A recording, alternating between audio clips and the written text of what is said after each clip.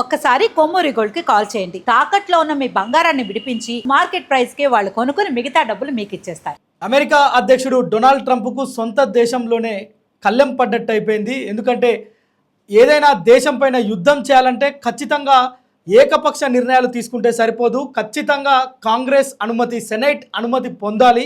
ఇక్కడున్న కమిటీ మొత్తం ఆమోదిస్తేనే యుద్ధాలకు వెళ్ళాలనే ఒక బలమైన తీర్మానం ఈరోజు ఒక సంకట పరిస్థితుల్లో ట్రంప్ను పడేసిందని చెప్పొచ్చు. ఇప్పటివరకు ఎలాంటి కళ్ళెం లేకుండా దూకుడుగా ప్రవర్తించిన అమెరికా అధ్యక్షుడు డొనాల్డ్ ట్రంప్ ఒక్కసారిగా తను అసలు ఉన్న దేశంలో అగ్రదేశంగా పేరొందిన అమెరికాలో తనపై ఏం జరుగుతుందో అర్థం కాని పరిస్థితుల్లో ఈరోజు ట్రంప్ ఉన్నారంటే వాస్తవంగా ట్రంప్ తీసుకున్న నిర్ణయాలే దీనికి కారణంగా చెప్పొచ్చు. మనం చూసాం నిన్న మొన్నటి వరకు ఇరాన్కు అమెరికాకు మధ్య జరిగిన భీకరమైన యుద్ధంలో కేవలం ఒక అమెరికా అదేవిధంగా ఒక ఇరాన్ మాత్రమే ఇబ్బంది పడలే. ప్రపంచ దేశాలన్నీ కూడా పూర్తి స్థాయిలో పెట్రోల్, డీజిల్ అదేవిధంగా గ్యాస్ లాంటి ఇంధన వనరుల కోసం ఇతర దేశాల నుంచి వచ్చే ఎగుమతులు దిగుమతుల పైన తీవ్రమైన ప్రభావం పడింది. అన్ని దేశాలు కూడా సఫర్ అయిన పరిస్థితి మనం చూసినాం. దీనికి సంబంధించి ప్రతిదీ అప్డేట్ చేసే ప్రయత్నం కూడా చేశాం.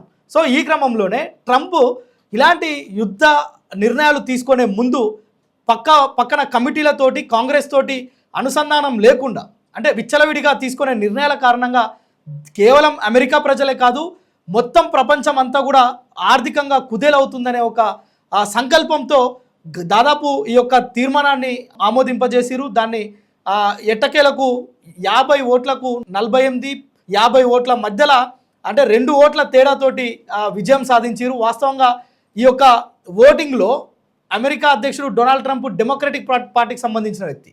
సో ఆ పార్టీకి సంబంధించిన 4 వ్యక్తులు కూడా దానికి వ్యతిరేకంగా ఓటు వేయడంతో నిజానికి అమెరికా అధ్యక్షుడికి ఇది ఒక తీరని దెబ్బగా కనిపిస్తుంది. ఇదొక్కటేనా, ప్రతిపక్ష పార్టీలో ఉన్న వాళ్ళంటే ఆమోదం తెలుపుతారు, కానీ స్వపక్షంలో ఉన్న వాళ్ళు కూడా ట్రంప్కు వ్యతిరేకంగా ఓటు వేసి ఈ తీర్మానాన్ని బలపరచడం ఒకంతకు ఓ రకంగా అమెరికన్లు మొత్తం కూడా అటు సెనేట్ కావచ్చు ఇటు కాంగ్రెస్ కావచ్చు వీటితో పాటు అమెరికా ప్రజలందరూ కూడా ఊపిరి పీల్చుకున్నారు. మరోవైపు ఇరాన్కి ఒక పెద్ద ఊరట లభించింది. ఎందుకంటే ఏ క్షణాన ఏం జరుగుతుందో అర్థం కాని పరిస్థితి. ఒకవైపు రష్యా ఉక్రెయిన్ యుద్ధం ఆగిపోగానే అమెరికా ఇరాన్ పైన విరుచుకుపడడం మనం చూసినాం. ఏదైతే ఈ నదికి సంబంధించిన వివాదం కూడా ఉందో, సో హార్మోజ్ జలసంధికి కూడా సంధికి సంబంధించి కూడా అనేక వివాదం నడిచిన పరిస్థితి. సో అక్కడి నుంచి రావాల్సిన ఏవైతే ట్యాంకులు కావచ్చు, ఓడలు అంటే షిప్స్ కావచ్చు, ఎగుమతులు దిగుమతులకు తీవ్ర ఇబ్బంది జరిగిన పరిస్థితుల్లో ప్రపంచం అంతా కూడా ఇబ్బంది పడ్డ పరిస్థితి మనం చూసినాం. సో ఇప్పటి నుంచి ఏదైనా ఇరాన్ పైన యుద్ధం చేయాలన్నా లేదంటే హర్మోజ్ జలసంధికి సంబంధించి ఏదైనా నిర్ణయం తీసుకోవాలన్నా ఖచ్చితంగా ఏదైతే ఈ యొక్క అమెరికా సెనేట్ ఉంటుందో ఖచ్చితంగా అక్కడ ఒక తీర్పు తీసుకోవాలి, వాళ్ళ దగ్గర నుంచి అనుమతి పొందాలి. అది అధ్యక్షుడైనా లేదంటే ఆ స్థానంలో ఇంకెవరైనా ఉన్నా, ఈరోజు డొనాల్డ్ ట్రంప్ ఉన్నాడు, రేపు ఇంకొకరు రావచ్చు. సో ఎవరున్నా కానీ ఒక ఏకపక్ష నిర్ణయాలు అనేది సాధ్యం కావద్దు, వాటి వల్ల ప్రపంచం అంతా కూడా తీవ్ర ఇబ్బందుల్లో ఎదుర్కొంటుంది అనే ఒక దృఢ సంకల్పంతో ఈరోజు అమెరికా సెనేట్ ఈరోజు తీసుకున్న నిర్ణయంలో విజయం సాధించిందని చెప్పుకోవచ్చు. అయితే ఈ తీర్మానాన్ని ఎందుకు ఇప్పుడే ప్రవేశపెట్టారు అనేది కాదు, ఇప్పటికీ దాదాపు 10ల సంఖ్యలో ఈ యొక్క తీర్మానాన్ని ప్రవేశపెట్టినప్పటికీ కూడా ఇది ఆమోదం పొందలే. కానీ ఎట్టకేలకు దాదాపు ఇది 10వ సెనేట్లో ఆమోదం పొందడంతో ఒక్కసారిగా కొంత ఆనందం వ్యక్తం చేస్తున్న పరిస్థితి మనం చూస్తున్నాం. ఇక ట్రంప్ ఎలాంటి సైనిక చర్యలు ఏకపక్షంగా తీసుకోవడానికి అవకాశం లేదు. సెనేట్లో ఈ తీర్మానం పొందడానికి 50 ఓట్లకు గాను 48 ఓట్లతో విజయం సాధించింది. సో అయితే ముఖ్యంగా ఇక్కడ ఎందుకు అమెరికా అధ్యక్షుడు డొనాల్డ్ ట్రంప్ ఇది ఒక దేశ విరుద్ధమైన చర్యగా ఆయన తన సోషల్ ట్రూత్లో చెప్పిండు, అంటే తను పోస్ట్ చేస్తూ వచ్చిండు. అంటే ఎందుకు ఈ యొక్క దేశ భద్రతకి ఏమైనా ముప్పు కలుగుతుందా, తను తీసుకునే నిర్ణయాల వల్లే దేశం ఆర్థికంగా కొంత ఇబ్బంది పడ్డ పరిస్థితి మనం చూస్తున్నాం. అమెరికన్లు ఏ క్షణాన ఏం జరుగుతుందో అర్థం కాని పరిస్థితి. చాలామంది నిరసనలు వ్యక్తం చేసిరు, నిరసనకారులను కూడా అక్కడి నుంచి చెదరగొట్టే ప్రయత్నం అనేక సార్లు మనం ఇక్కడ చూపించే ప్రయత్నం చేసినాం. సో ఈ క్రమంలో విదేశాంగానికి సంబంధించి సైనిక చర్యలకు సంబంధించి ఇక ట్రంప్ తీసుకునే నిర్ణయాలు ఇతర దేశాలపైన ప్రభావం పడవు దీనివల్ల. సో అందుకే అక్కడున్న కాంగ్రెస్ పాత్ర కూడా కీలకంగా మారుతుంది. ఇప్పటికే అమెరికాలో కాంగ్రెస్ పాత్ర కావచ్చు, సెనేట్ పాత్ర కావచ్చు చాలా కీలకంగా వ్యవహరిస్తాయి. కేవలం విదేశాంగ విధానం అదేవిధంగా సెనేట్ ఈ యొక్క ఇతర దేశాలపైన తీసుకునే యుద్ధ నిర్ణయాలకు మాత్రమే కొంత ఇబ్బందిగా ఉండేది. కానీ ఇప్పుడు ఆ ఇబ్బంది కూడా తొలగిపోయింది. అయితే దీంతో కాంగ్రెస్ పాత్ర కీలకమైంది. మరోవైపు ఈ యొక్క సెనేట్ చెప్పింది ఏంటంటే దేశం యుద్ధంలోకి తీసుకువెళ్ళే నిర్ణయం ఒకరి చేతిలో ఉండడం అది తీవ్ర ఇబ్బంది కలిగిస్తుంది ప్రతిసారి. సో ఇది అందుకే ఒక యూనిటీగా ఒక సమూహంగా నిర్ణయం తీసుకుంటే కనుక ఇలాంటి పరిస్థితి ఉండదు అనేది అభిప్రాయం వ్యక్తం చేసింది. ఇక మరోవైపు డెమోక్రాట్లు అదేవిధంగా రిపబ్లికన్ల నుంచి కూడా పెద్ద ఎత్తున దీనికి వ్యతిరేకం రావడం. సో చూస్తున్నాం అంటే ఇప్పటి వరకు ట్రంప్ తీసుకున్న నిర్ణయాలకు ఎవ్వరు కూడా అడ్డు చెప్పలేదు, అడ్డు చెప్పేంత సాహసం కూడా చేయలేదు. ఎందుకంటే పిచ్చోడి చేతిలో రాయి ఎవరిని కొడతాడో తెలియదు అనే ఒక నానుడి అమెరికా అధ్యక్షుడు డొనాల్డ్ ట్రంప్ విషయంలో మనం చూసినాం.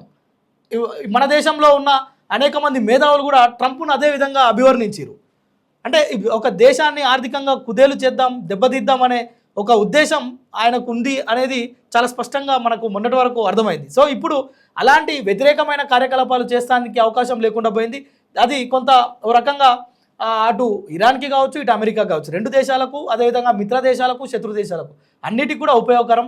భారత్ లాంటి దేశాలకు కూడా చాలా సౌకర్యవంతమైన నిర్ణయం ఇది. ఎందుకంటే ఆ దేశాల మధ్య యుద్ధం జరిగితే నాకేందిలే, నేను భారత్లో ఉన్నా అనుకోవడానికి లేదు.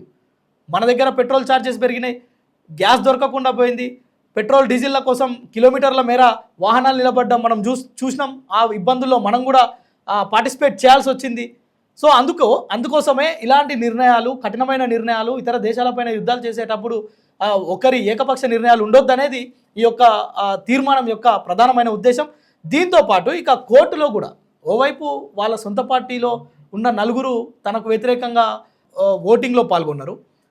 అదేవిధంగా సొంత దేశంలో తనకు ఒక పెద్ద డ్రాబ్యాక్గా చెప్పుకోవచ్చు. మరోవైపు అమెరికా ఫెడరల్ కోర్టు కూడా తనకు మొట్టికాయలు వేయడం చూస్తున్నాం.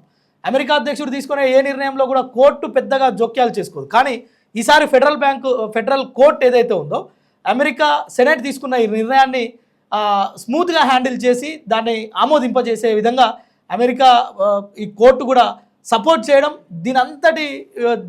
ఈ నిర్ణయం అంతటిలో ట్రంప్ కిరిపిక్కిరైండు.